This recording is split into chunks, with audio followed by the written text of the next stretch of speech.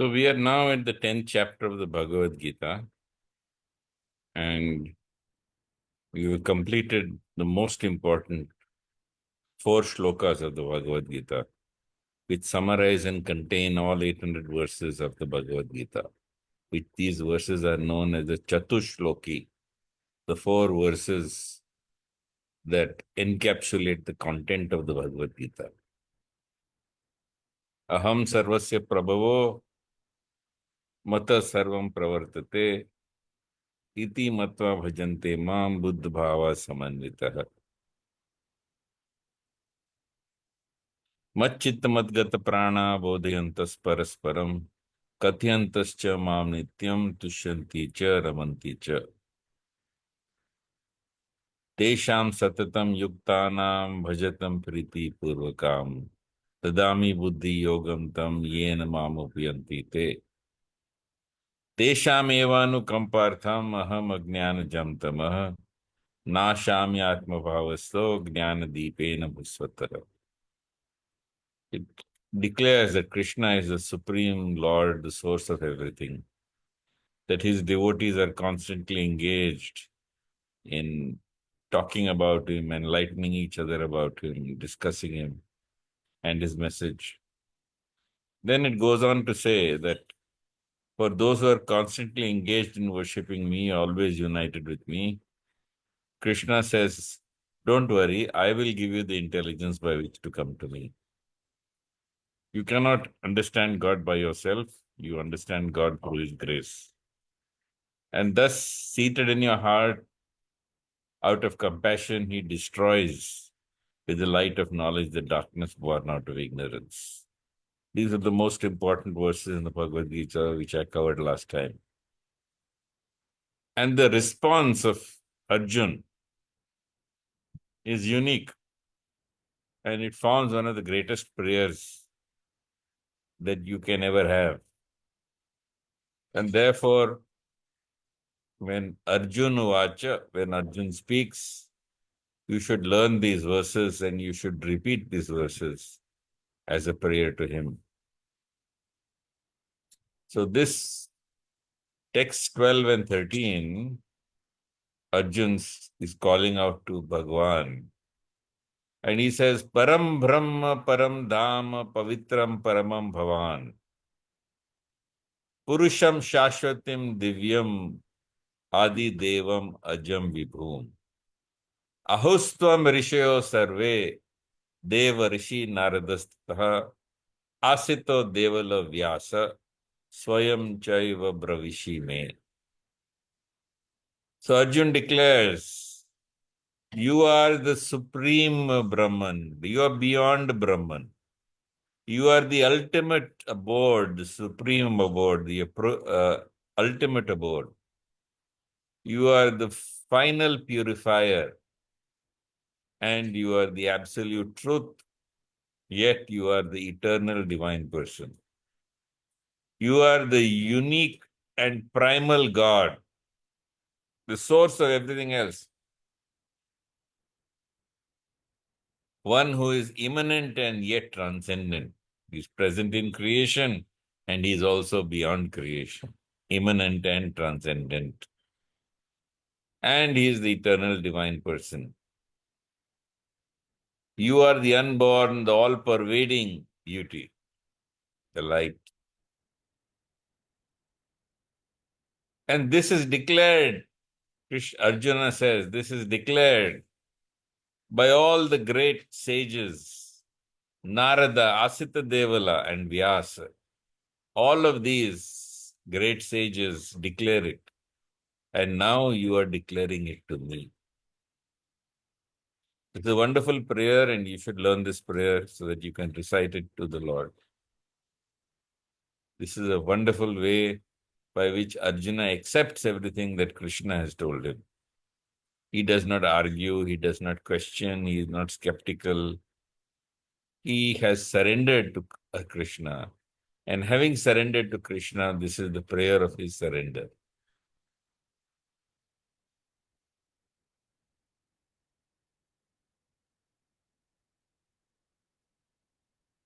And then he says, In text 14, 10th chapter, Sarvam itadritam manye yan mam vadasi keshava nahi te bhagvyan vyaktim vidur devana danavah. I accept everything you have told me as the truth, O Lord. Neither the gods nor the demons can understand your true personality. So this Krishna has said before and he says again and again. Vedaham samatitani vartmani cha Arjuna bhutani cha bhavishyani mam tu vedna kaschana. I know the past, I know the present, I know the future of all living entities, but me nobody knows. So, no. Na hi te bhagwan vyaktim vidur devana danavah. Neither the gods nor the demons can understand you. Because he says earlier in this chapter that na me vidu suragana prabhavam na maharishiya aham adir hi devanam maharishinam cha sarvasha. I am the source of the maharishis. I am the source of all the gods. And in text 15 he says Swayam eva atmanam Vetatvam Purushottamah Bhuta Bhavana Bhuteshu Deva Deva Jagatpate. Indeed, only you know yourself by all your potencies, O origin of all, Lord of all beings, God of gods, O Supreme Person, O Lord of the universe. So Krishna declares that only Krishna knows himself. No one else can know him as he is. Vyaktum arhasya shashana divya hyatma vibhutayah yabhir vibhutibhir lokan imam stvam vyapya tishtasi. Katham vidyam aham yogins tvam sada parichintayam keshu keshu cha bhaveshu chintyosi bhagwan maya. Now we begin the section which is known as Vibhuti Yoga. And Vibhuti Yoga is how we can constantly remember Krishna within the world. While Krishna is everything, the nature of the mind is to be impressed by the greatest, the best, the most splendorous, the most famous, the most powerful. And Krishna wants that through Vibhuti Yoga, every time you meditate upon them, you will remember him. Of course, Krishna is everything, not just his Vibhutis. But because his Vibhutis are the most splendorous parts of his creation, by remembering them, you also must remember, or when you see them, or you note them, or you come across them, you must always think that, yes, this is Krishna. So this is the uniqueness of Vistarena Atmano Yogam Vibhutim cha Janardana Bhuya Kathaya Triptir sa Shrinivato Nashti me Amritam. So tell me again about your divine glories and manifestations, O Janardana. I can never tire of hearing of your nectar.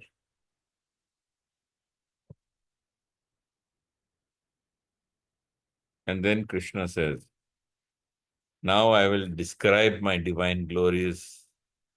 O best of Gurus, there is no end to their detail. So he says, Shri Bhagavan Uvacha Hantate Katishyami Divya Yatma Vibhutaya Pradhanayata Kuru Shreshta Nashtayanto Vishtarasya. There is no end to the detail. Don't think that this is all that I am. I am much more than this. I am far more than this. But because you are requesting me to discuss and explain and enumerate my glories, I am going to explain to you how you can remember me through Vibhuti Yoga when you recall my glories or come across them. So he says, Aham Atma Gudakesha Bhutasya Stitah Aham Adishya Madhyam Cha Bhutanam Anta Eva Cha. O Arjun, I am seated in the heart of all beings. I am the beginning, I am the middle, and I am the end of all beings. So when we are talking here, or rather Krishna is explaining here that he is seated in the heart, you must understand that there are two who are in the heart. We are not talking about Vedanta, especially we are not at all talking about Advaita Vedanta.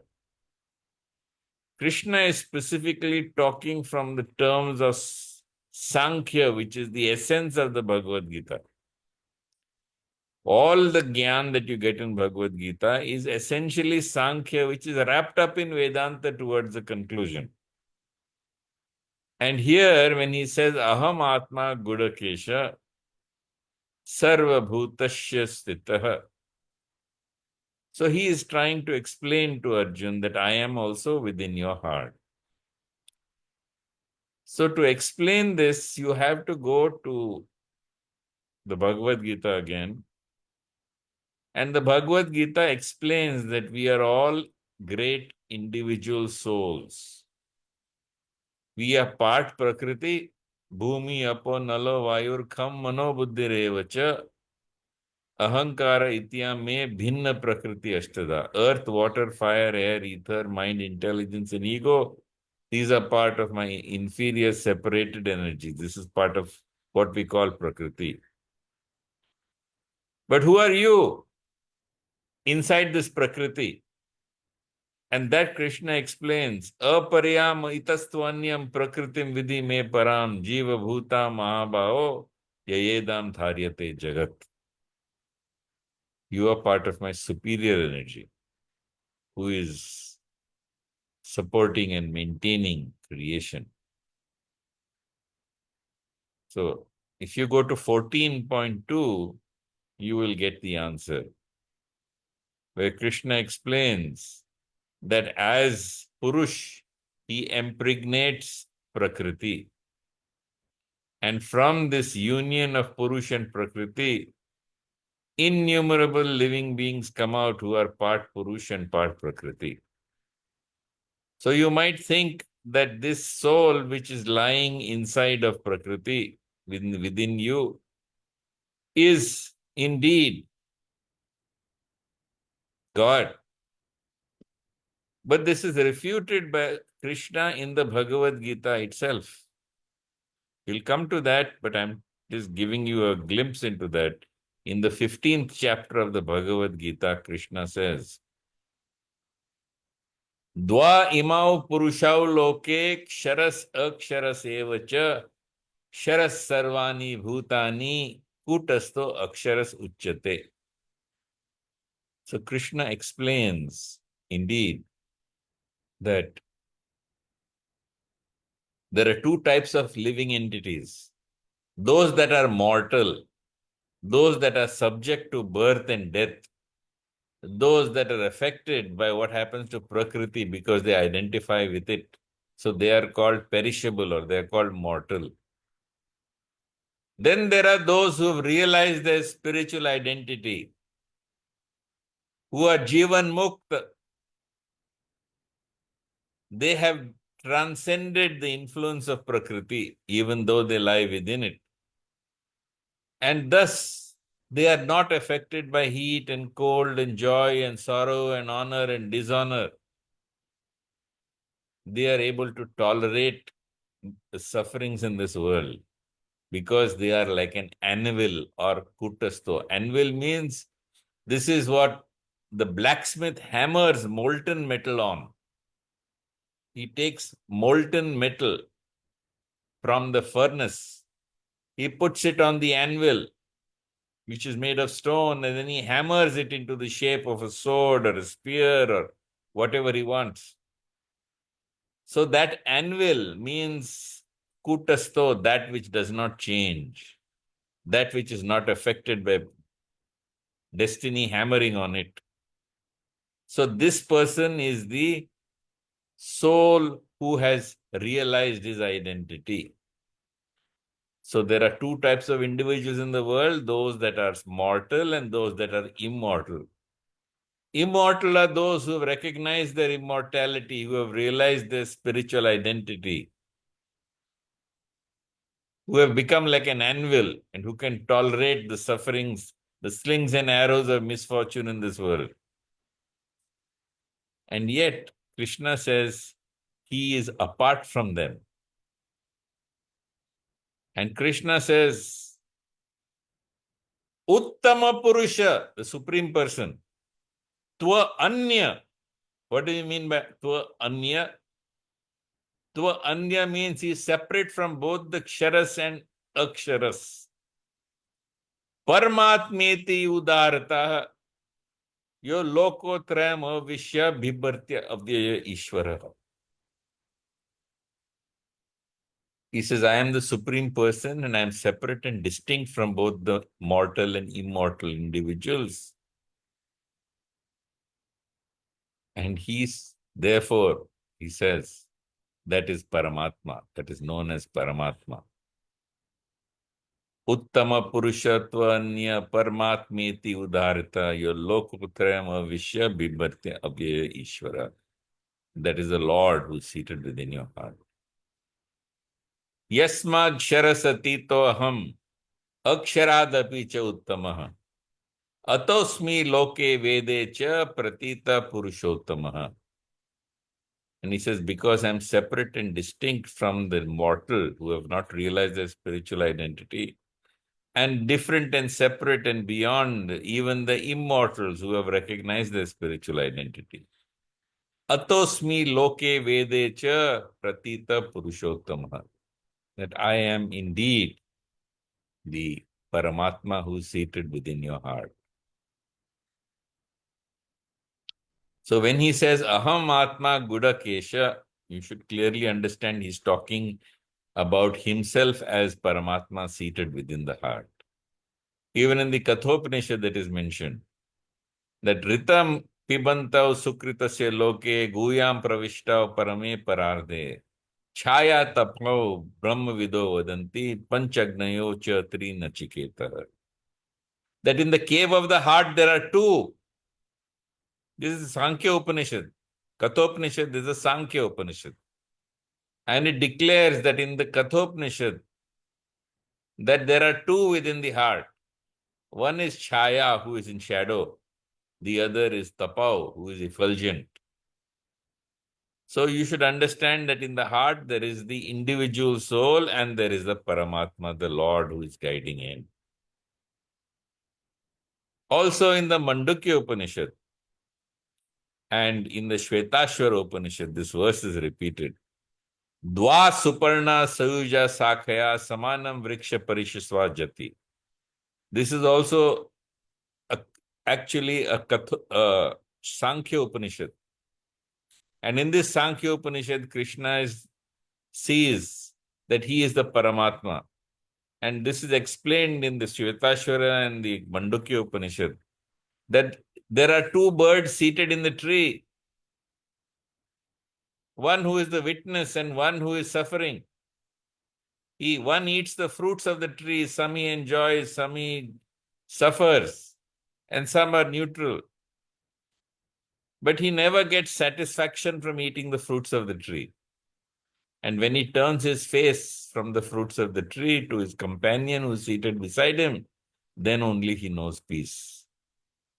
Similarly, he points out here in the Bhagavad-Geeta that when the Jivatma turns to the Paramatma, and having turned to the Paramatma surrenders unto him, then he will know peace. In the Bhagavad-Gita, Krishna declares, Ishvara sarva bhutanam hriday deshe arjuna tistati, Brahmyan sarva bhutani yantrarudani maya. I am seated in the hearts of all living entities. I am seated in your heart and I am taking you onward towards your destiny. You are merely seated in a machine made of material energy, which is Prakriti. Tameva sharanam gaccha sarva bhavena bharata tat prasadat param shantim sthanam prapshashi shashvatam.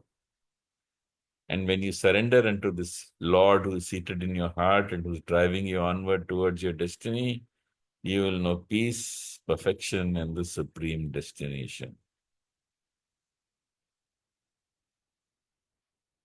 Indeed, I've had this experience several times. You sit in a car with somebody, his driver is driving the car, and while his driver is driving the car, he is constantly doing backseat driving. Hey, आगे बढ़ो, वो traffic light देखो change हो रहा है, जल्दी जल्दी जाओ. So he's constantly irritating the driver. So when one person like this asked me what he should do, I said, you please blindfold yourself when you're seated in the car being driven by the driver. And you take your beads and chant God's name. And you will know great peace. Of course, even the driver will know great peace. So this is what the picture is. The Lord is your Paramatma. He is in your heart. He is driving this Prakriti towards his destiny. You have to surrender unto him actively by doing what he tells you, and passively by doing what without ignoring what you cannot change or which is not under your control. And you will attain peace, perfection, and the supreme destination. And so Krishna declares, I am the beginning, I am the middle, and I am the end of all living entities.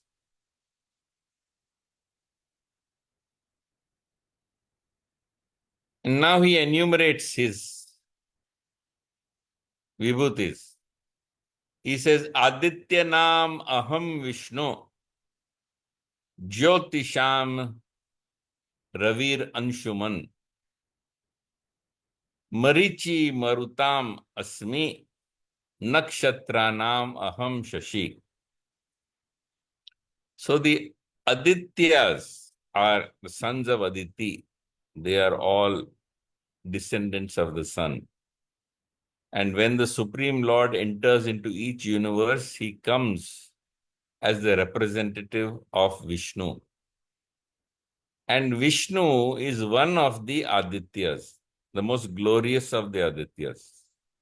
Just like among the glories of these luminous objects in the sky, he is the sun, and he is the radiant one.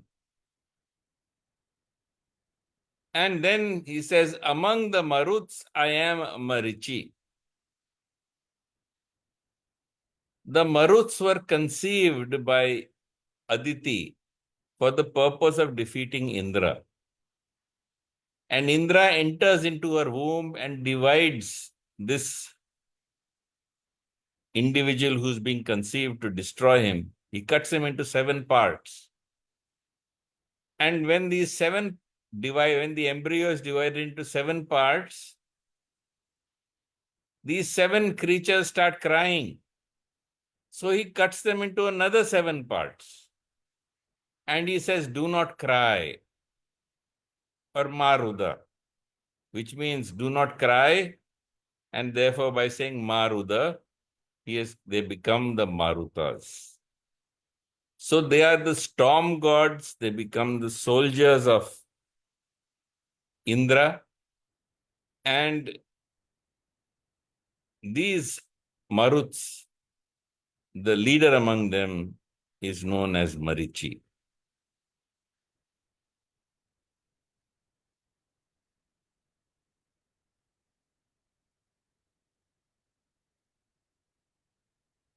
Then in text 22, Krishna declares, Vedanam samavedosmi, devanam asmi vasavah, Indriyanam manaschashmi, bhutanam ashmi chetanaha. Among the Vedas, he says, I am the Samaved. Why Samaved? Because Samaved is the musical Ved. It is chanted as music. And that engages the auditory cortex, completely different pathway from the simple text that is contained elsewhere. And he says, among the celestial gods, I am Indra. And among the senses, which is hearing, taste, touch, etc., he says, I am the mind. And among all living beings, I am pure consciousness.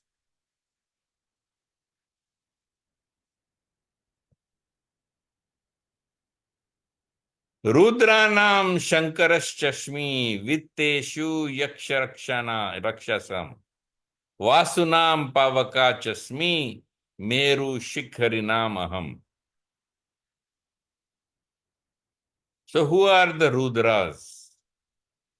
It is described that the Rudras are the 10 pranas that are there within the body, which when accompanied by the mind, they are called the Rudras. And they're called the Rudras because when a person dies, these 10 Rudras along with the mind leave the body, and the departure of these 11 Rudras makes people cry that, oh, he is no more. That is why they're known as Rudras. Similarly, if you go into the Rig Veda, you get the Rudram. And the Rudram is a prayer chanted to Rudra, who is the storm god. He is the god of storms. And over a period of time, especially during the Itihasas and specifically within the Mahabharata, Shiva becomes identified as the chief among the Rudras. Therefore, he says, Rudra Nam Shankaraschashmi. And he says, Vitteshu Yaksharakshasam. And so he says, among the semi-celestial beings, among the Yakshas and the Rakshasas, I am Kuber. So you should understand that how Yakshas and Rakshasas were created. There are actually two versions of this. One is when Brahma created the waters in the universe. There were two types of individuals, one who wanted to use the water for worship, and then there were those who wanted to protect the water. Those who wanted to use the water for worship were called Yakshas. Those who wanted to protect the water were called Rakshas. They eventually became known as Rakshasas. Another version is that Brahma, when he was tired and he in the dark, he created these Yakshas and Rakshasas. So Yakshas became pious and controlled and worshipping, whereas the Rakshasas became negative, all devouring and causing trouble. So the Rakshasas are commonly seen as the embodiment of Tamoguna. Although in the Mahabharata we see that Kumbhakarna is their perfect example of a Rakshasa who is totally in Tamoguna. Then you have Ravana, who is embodiment of Rajaguna. And then you have his elder brother Virochana, who is actually the embodiment of Sattva Guna. So Sattva Guna goes to Krishna, to Rama, and takes his shelter, whereas Rajaguna fights against Rama. And so does Kumbhakarna. So actually, if you see the between Kuber and Ravana, they are actually both brothers. They are both sons of the sage Devarshi. And it is actually Kuber who creates the city of Lanka and paves it with gold. And Ravan and his brothers, other brothers, because Kuber is also half brother, they perform great tapasyas and austerities and finally make Kuber leave Lanka. And by leaving Lanka, he eventually goes and establishes himself in Kailash and from there to Alaka. Then he says, Vasunam Pavakash. Who are the Vasus? The Vasus are the Devtas who represent the natural forces. So you have earth, water, fire, air, ether, the sky, and so on. So among all of them, he says, I am the fire. That means I am Agni. And among all the mountains, I am Mount Meru. So Meru among the mountains is supposed to be the center of this world as we know it. And around Meru are the four major continents. And it offers stability, security, magnetic pull, and it remains as the center. So Krishna says, among all mountains, I am Meru.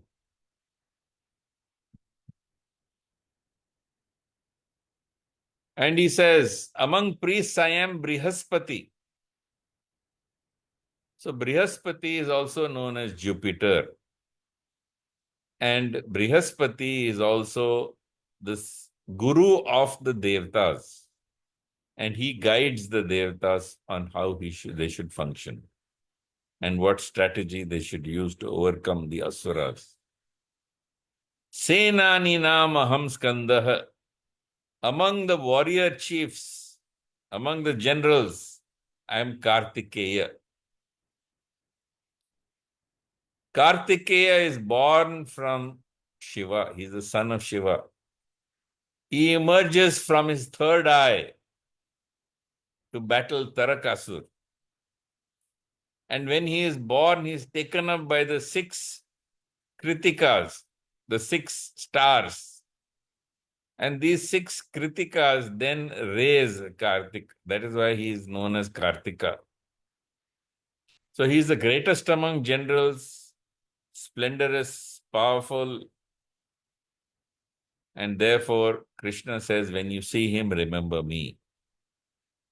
And among all reservoirs of water, if you've seen puddles, if you've seen ponds, if you've seen lakes, know me, Krishna says, I am the ocean.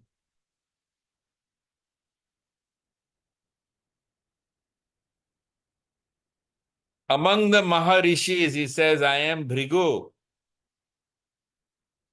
There's a famous story of Bhrigu, who is very curious because he is the greatest of all devotees, having performed maximum number of yagyas. But he wants to know who is the greatest of all. And he goes to Brahma, who ignores him. So Bhrigu curses him that you shall not have a single temple to worship you. Of course, there is one temple, but elsewhere you will not find a temple of Brahma. Then he goes to meet Shiva. And when he goes to meet Shiva, he finds that Shiva is engaged with Parvati. So he's furious with Shiva. And he says, if I am the person who's been doing all the yagyas, and you are obviously not the recipient, you are not the greatest amongst them. Since you are engaged with Parvati when I come to see you, well, I hereby curse you that wherever there is a temple to you and Parvati, you will be represented by your lingam and the valva. And finally, he goes to the Lord Vishnu, and Vishnu is sleeping on Sheshnag. And when he comes there, Vishnu has got his eyes closed because he's in constant meditation. And Bhrigu is so angry that he comes and he kicks Krishna. He kicks Vishnu on his chest. And when he kicks Vishnu on his chest, Vishnu clasps the feet to his chest and says, "You are my greatest devotee. You will never be lost to me, nor will I be ever lost to you." So Bhrigu realizes that it is Vishnu who is the source and the recipient of all sacrifices.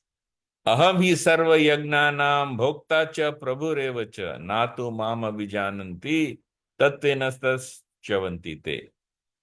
So he realizes that Vishnu is the source of all, the recipient of all yagyas. But the mark of Bhrigu is always on Vishnu's chest because wants to honor his devotee. He says, among the chants, know me as Om. Om is the primordial sound of the universe, and the universe came into being with the sound of Om. And as Om reverberated through the universe, creation came about as this Om gradually became Aham. And if you want to go back to divinity, then just like Om has become Aham, you have to change your Aham into Om. So Krishna says that I am Om of all vibrations. And then he says, Yagna nam japo yagnosmi, of all forms of yagya, and he has described all these yagyas in the 4th chapter of the Bhagavad-Gita. He says, I am the devotional repetition of the divine names of God. And he says, Sthavara nam Himalaya. Among immovable things, I am the Himalayas.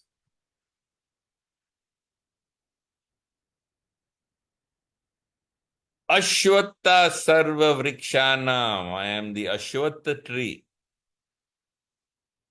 Sometimes it is translated as people tree or sacred fig tree.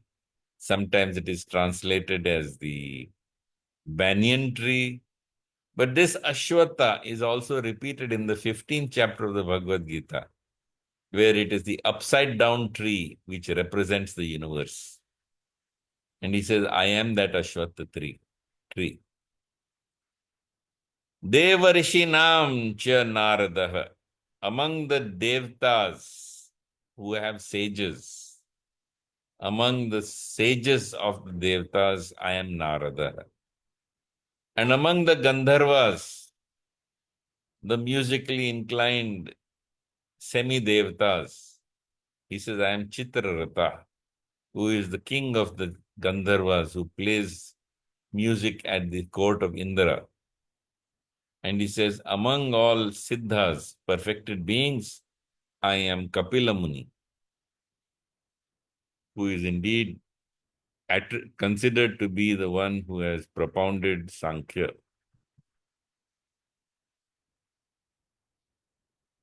I think I'll pause here because you've come to the conclusion and we're extending it too far, and we'll cover the rest next time. So if you have any queries, questions, comments, anything to say, please speak up. Thank you, Shantanuji, for today's session. My first question is, considering the stressful times that we live in, how can recognizing God in everything help us find peace and purpose in life? Peace lies inside oneself. There may be anything outside. But when you are at peace within, the rest of the world is also seen as a manifestation of the divine.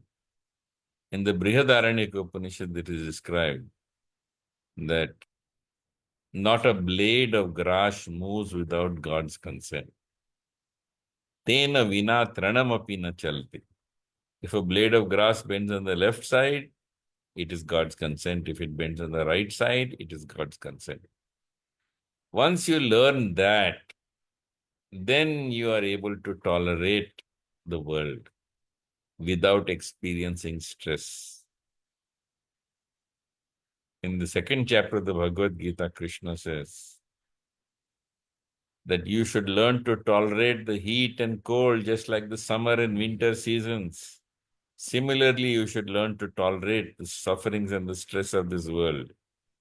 Tam stitikshasva bharata. Be tolerant. And the tolerant comes from having faith that whatever is happening by God's consent.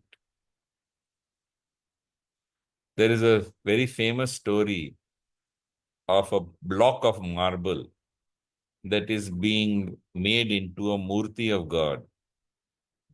So someone comes and asks the block of marble that God is chipping away at you, your sculptor is chipping away at you using a chisel and a hammer. Doesn't it hurt? Doesn't it pain that parts of you are being cut off and shaved off?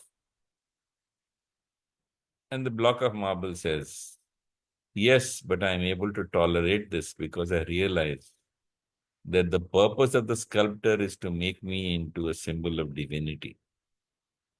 So the sufferings that we go through are like God working as a sculptor on a block of marble. We are being chipped away at. We are being transformed to transcend Prakriti so that we may become divine.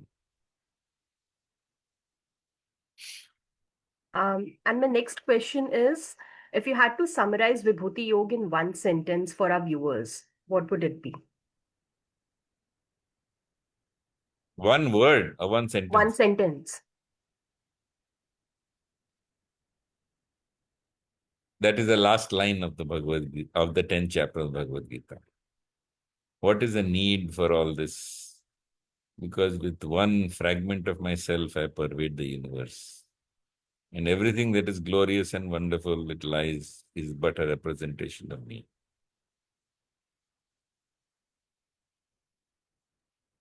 That's a wonderful line. Thank you so much, Shantnuji, for sharing such profound insights on the Bhagavad Gita. And we hope our viewers take away the message to see the sacred in everything around us. Thank you Hari for Om, watching. Jai Shri Krishna, Hare Krishna. Hare Krishna.